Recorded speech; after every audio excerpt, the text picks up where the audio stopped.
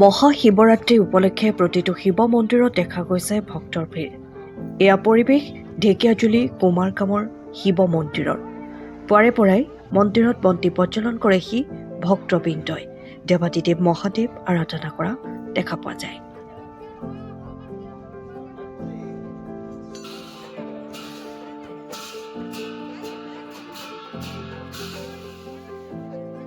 পৰিয়ালৰ নিৰ্ভৰযোগ্য বিপণী হেপী শ্বপ।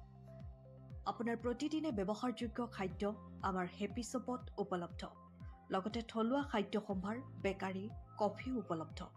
তেনেহ'লে পলম নকৰি ক্ৰয় কৰিবলৈ আহক হেপী শ্বপলৈ। আমাৰ ঠিকনা মালোৱালী আৰবি ফুৱেল ষ্টেচনৰ সমীপত, যোৰহাট।